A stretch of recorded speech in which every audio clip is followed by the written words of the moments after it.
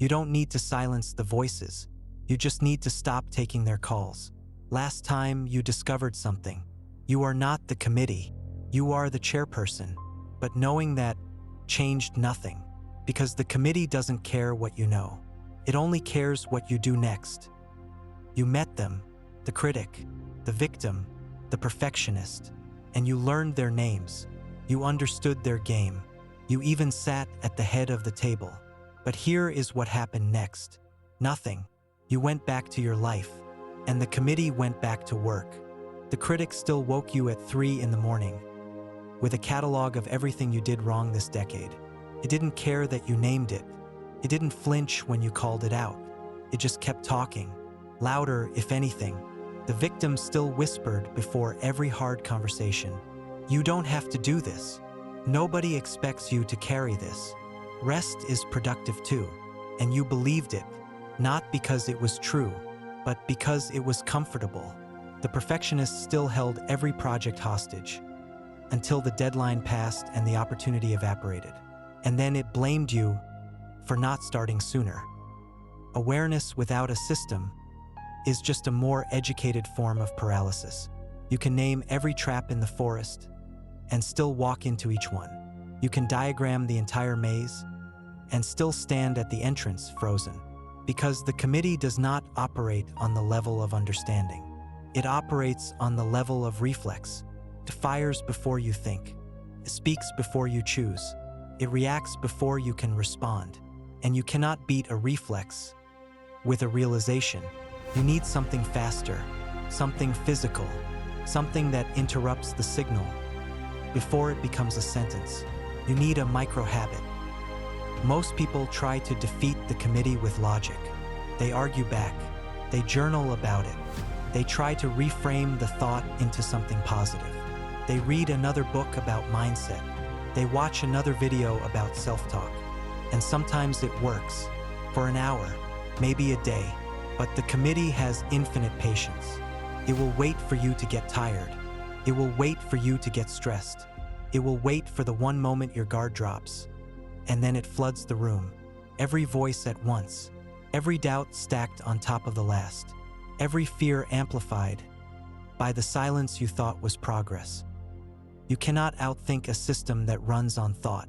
That is like trying to put out a fire with more fire, like trying to calm a storm by shouting at the clouds. The committee lives in your thinking, so more thinking feeds it, more analysis strengthens it, more reflection gives it material. The only way to interrupt the committee is to leave the room entirely, not mentally, physically. One deliberate movement, one conscious break in the chain between stimulus and response. This is not meditation. This is not mindfulness. This is not breathing exercises or gratitude lists or positive affirmations taped to your mirror. This is a circuit breaker, a physical gesture so small it takes less than 1 second, but so intentional that it rewires the entire sequence. The committee speaks. Your body responds, not with obedience, not with argument, with a signal that says, noted, declined, moving.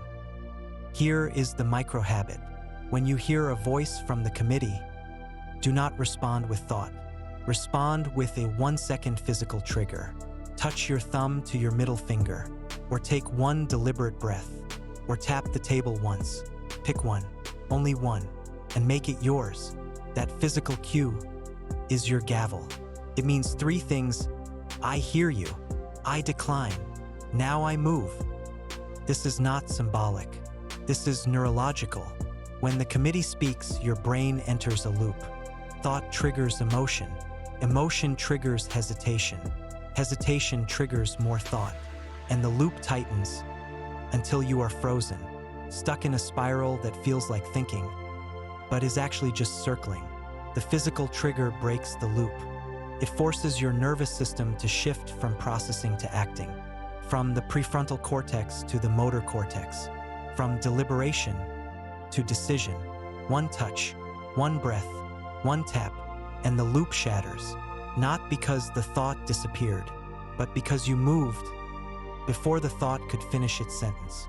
The committee's greatest weapon is the gap between impulse and action. That gap is where doubt lives. That gap is where the critic builds its case. That gap is where the perfectionist files for an extension. That gap is where the victim lays out the blanket and invites you to sit down. The microhabit eliminates the gap. It does not give the committee time to vote. It does not give the critic time to object. It does not give the victim time to plead. It does not give the perfectionist time to request another revision. It simply moves, and a body in motion does not take orders from a committee in session. The critic says, "You'll embarrass yourself." You press your thumb to your finger. Then you open your mouth and speak anyway. The perfectionist says, "This draft needs work." You take one breath. Then you click send. The victim says, "You've been through enough."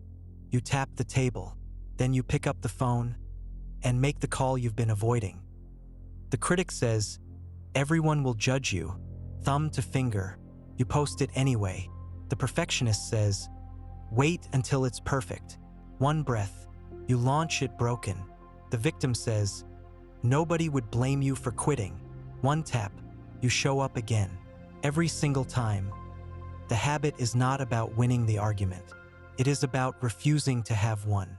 The committee cannot debate a body that has already left the room. The committee's power is speed. Speaks, and you react instantly.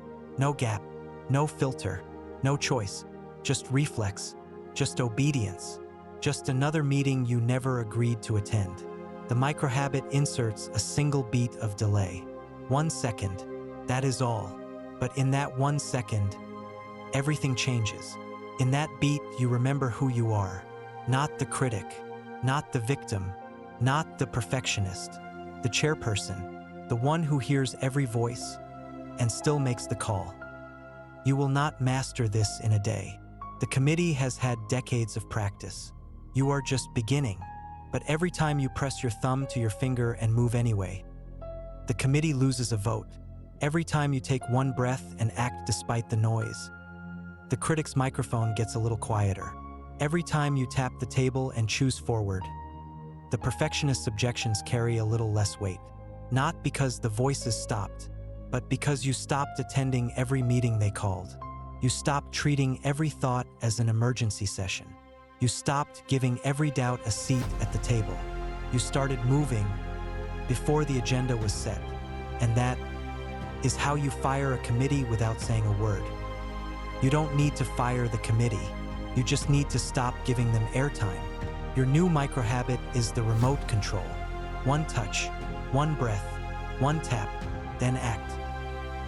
The voices will keep talking, but you'll already be moving.